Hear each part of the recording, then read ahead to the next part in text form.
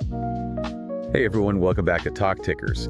You know we love to deep dive into the most interesting earnings calls, and today we're tackling Citigroup's fourth quarter 2024 report. The stock was up big today, over 6% to close at 78.27. Investors clearly liked what they heard. So what got Wall Street so excited? Let's break it down. Well, the first thing that jumps out is that Citigroup ended the year strong. They beat revenue estimates and, most importantly, swung back to a profit in Q4. Okay, so a profitable quarter. But how did that translate to the full year results? This strong finish actually capped off a really successful year for Citigroup overall. Their net income soared almost 40% to $12.7 billion for the full year 2024. Wow, that is a huge jump. So what drove this massive increase in profit? Did the call give us any clues? Yeah, they actually exceeded their revenue targets. Pretty impressive. Revenue was up 5% even after you exclude the impact of divestitures. And here's the kicker. Citigroup managed to achieve this growth while keeping expenses in check and even improving their efficiency. Their return on tangible common equity, which is also known as ROTCE, saw a significant boost, increasing by over 200 basis points. That's super interesting. So they grew revenue, kept expenses under control, and all that led to higher profitability. Yeah. But what about the different segments of Citigroup's business? Great question. All 5 of Citigroup's core businesses showed positive operating leverage for the full year. That's really impressive. So let's break down each of these segments one by one, starting with services. It sounds like they had a pretty good year. Yeah, services was a definite highlight. Revenues were up 9% for another record year. 9% revenue growth is nothing to sneeze at, especially in this environment. What's even more impressive is that they achieved this despite the persistent low interest rate environment, which, is usually a headwind for banks. How did they manage that? It seems like their strategic focus on growing fee-based revenue and securing new mandates is really paying off. They've been gaining market share in both Treasury and Trade Solutions, also known as TTS, and in security services. So not just growth, but actually taking market share from competitors. That's impressive. And to top it all off, they capped it off with their best fourth quarter in a decade. All right, let's move on to markets. What were some of the highlights there? Well, markets revenues rose 6% in 2024. What's particularly impressive is that they achieved this in an environment of relatively low volatility, which is usually seen as beneficial for trading revenues. Right. A low volatility market is not typically a great environment for a trading business. So how did they overcome that? Their diversified product mix seems to be a key advantage. This allows them to offset weakness in any one area. Makes sense. Spreading your bets across different products is usually a smart move, and it looks like it's working for Citigroup. And don't forget, equities had a record year. Revenue was up a whopping 26%. Okay, now let's talk about banking. It sounds like they crushed it in this segment. Banking was on fire for Citigroup. Revenues in that segment surged by a massive 32%. Wow, that's not just growth, that's domination.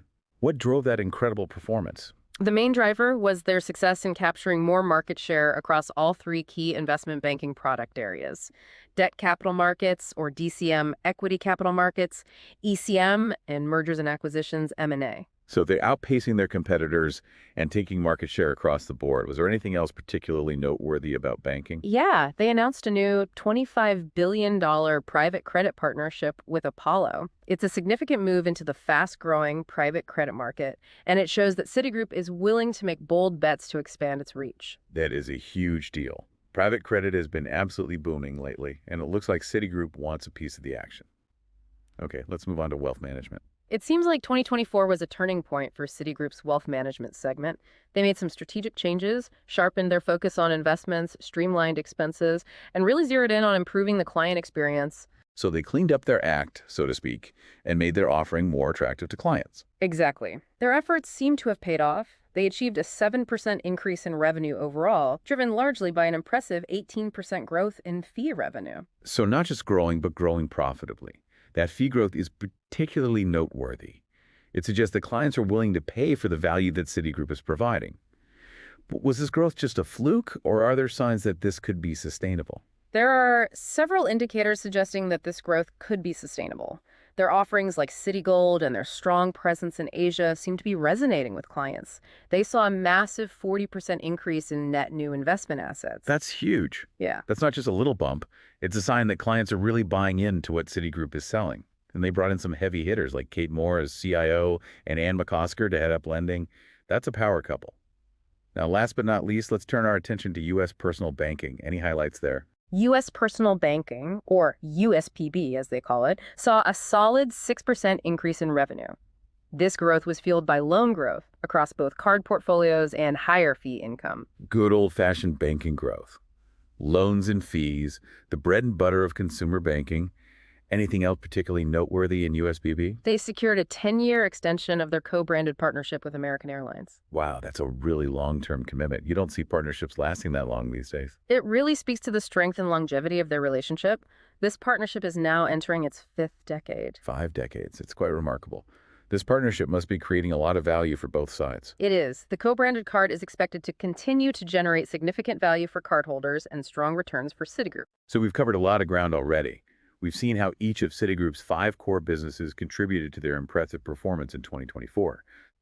But before we go too far into the weeds, I think it's important to step back and look at the bigger picture, specifically capital allocation and the transformation strategy the Citigroup has been pursuing. What can you tell us about those areas? Sure. Citigroup increased its tangible book value per share by 4%, and they finished the year with a very comfortable CET1 ratio of 13.6%, which for those who aren't familiar is a key measure of a bank's capital strength, and it's 150 basis points above regulatory requirements. So not just growing the business, but doing so in a safe and sound manner. That's got to be reassuring to investors. Absolutely. And they're clearly committed to returning value to shareholders. They returned almost $7 billion to shareholders through dividends and share buybacks in 2024. That's a lot of cash going back into investors' pockets. And it sounds like they're not done yet. You're right. Their board just authorized a massive $20 billion share repurchase program. This is a strong signal that they are confident in their future earnings potential and believe that their stock is undervalued. Wow. $20 billion for buybacks. That's a huge vote of confidence. Yeah. Okay, so they're generating strong returns, they're well capitalized, they're returning cash to shareholders, and they seem optimistic about the future. But what about the elephant in the room, Citigroup's ongoing transformation strategy? Right. Citigroup has been on this multi-year journey to simplify its operations, streamline its business portfolio, and focus on its core strengths. So what are some of the key accomplishments of this transformation so far? Well, they've exited consumer businesses in several countries, made significant progress on the Banamex IPO, simplified their organizational structure to better align with their strategic goals, invested heavily in technology and innovation, and diligently worked to improve their data and regulatory reporting. It sounds like they've been shaking things up. They've been selling off non-core businesses, making big investments, and working hard to become more efficient. That's a lot to take on, but it sounds like they're making good progress. So they've had a fantastic year. But what does the future hold for Citigroup? What guidance did they give for 2025 and beyond? That's what we'll dig into after a quick break. Sounds good. Welcome back to Talk Tickers. We're deep in the weeds now with Citigroup's Q4 2024 earnings call. And things are getting really interesting. We talked about their phenomenal performance in 2024, their rock-solid capital position, their commitment to returning value to shareholders, and those ongoing transformation efforts. So what about the future? What lies ahead? Well, Citigroup didn't hold back. They laid out some ambitious expectations for 2025, projecting revenue to fall between $83.5 billion and $84.5 billion. That's some serious growth, 3% to 4% on top of what was already a banner year. You got it. They're anticipating this growth to be fueled by that continued momentum in non-interest revenue, particularly in investment banking, wealth management, and services. Those 3 were real stars in 2024. So they're expecting their strongest segments to keep on trucking. What about net interest income, the more traditional side of banking? How are they seeing that shaping up? They're projecting modest growth in net interest income, which suggests that they're expecting interest rates to remain relatively low, at least for the near term. Okay, so continued strength in fee-based businesses and modest growth in lending. Makes sense. What about expenses, though? How are they managing those?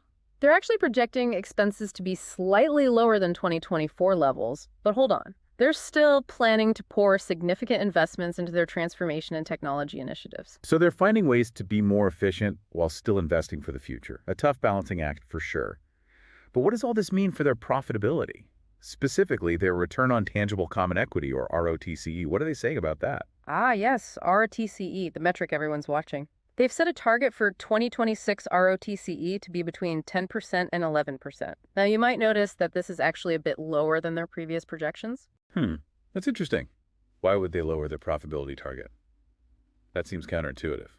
It looks like this reflects their commitment to making sustained investments for the long haul. They're willing to sacrifice a little bit of profit in the short term to position themselves for even greater success down the road. The classic trade-off, short-term gains versus long-term growth. It sounds like they're playing the long game here. Exactly. They see this ROTCE target as a waypoint on their journey, not the final destination. The ultimate goal is to drive returns even higher in the long run.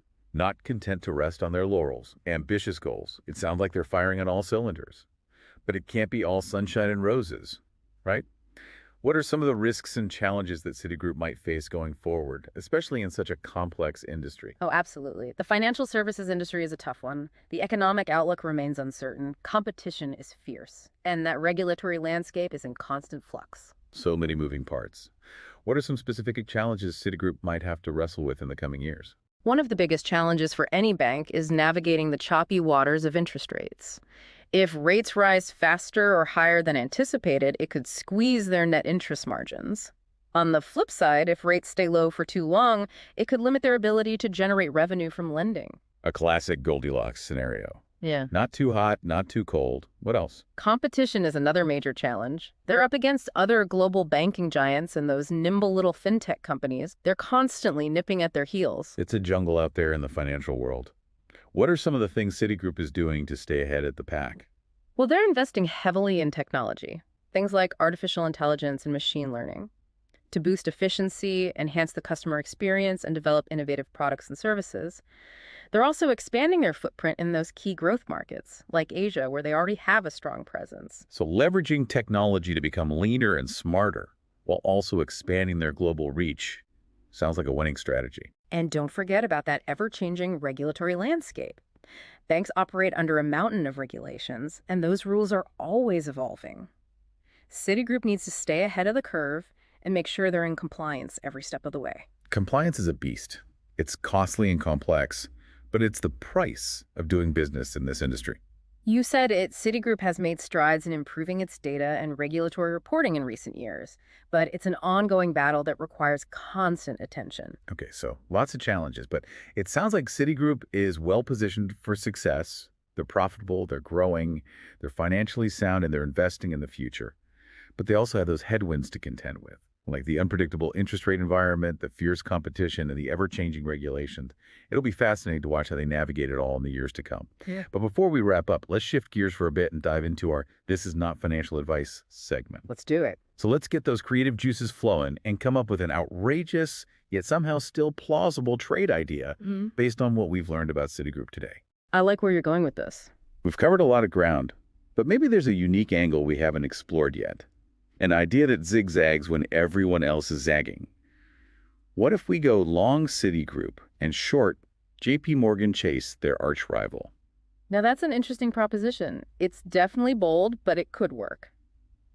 Citigroup's focus on global growth, particularly in emerging markets, could give them an edge over JP Morgan, which is more concentrated in the US. And Citigroup's big push into private credit could also be a key differentiator in the coming years. Good point. Private credit is a hot market right now, and Citigroup is diving in headfirst with that partnership with Apollo. So we're essentially betting that Citigroup's growth will outpace JP Morgan's, fueled by their international expansion and their ventures into new areas like private credit. Exactly. A contrarian play, but one with some potential upside. But remember, this is pure speculation, folks. This is not investment advice. Let's make that crystal clear. Do your own research before making any trading decisions. That's rule number one. Couldn't agree more. But hey, it's fun to brainstorm and explore different possibilities. Absolutely. It helps us see things from new angles and challenge our assumptions. Well, that wraps up our deep dive into Citigroup's Q4 2024 earnings call. Thanks for joining us today on Talk Tickers. It's been a pleasure. Always a great discussion. We've covered a lot of ground today, from Citigroup's stellar 2024 performance to their big plans for the future. We've seen how they're navigating a complex economic landscape, making strategic moves to stay ahead of the competition and delivering those strong returns for shareholders. Citigroup is a company on the move. They're not afraid to shake things up. Whether it's exiting non-core businesses, investing in cutting-edge tech, or expanding into new markets. Their dedication to transformation and innovation is truly remarkable. They're not sitting still, but constantly looking for ways to improve and evolve. It's going to be exciting to watch their progress unfold in the coming years. Will they be able to keep up this momentum? Will their investments pay off? And how will they handle those inevitable challenges that lie ahead? Great questions. Only time will tell what the future holds for Citigroup. But based on what we've seen and heard on this earnings call, I'm feeling optimistic. Me too. They seem to have a solid game plan, a strong leadership team, and a clear vision for the future.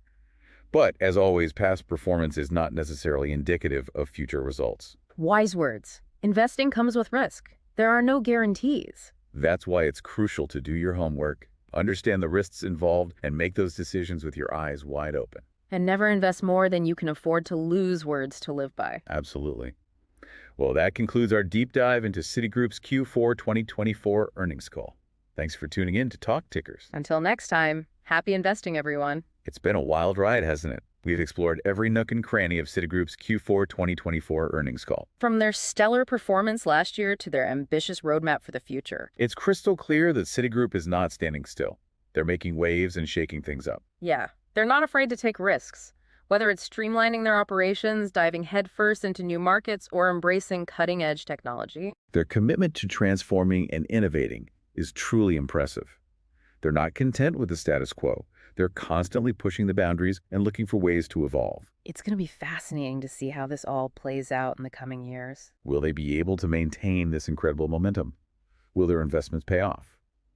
And how will they navigate those inevitable challenges that pop up along the way? Those are the million-dollar questions. Only time will tell what the future holds for Citigroup. But, based on everything we've dissected in this earnings call, I'm feeling pretty bullish. Yeah, I'm right there with you. They seem to have a solid plan in place, a strong leadership team at the helm, and a clear vision for what they want to achieve. But as always, we have to remember that past performance doesn't guarantee future results.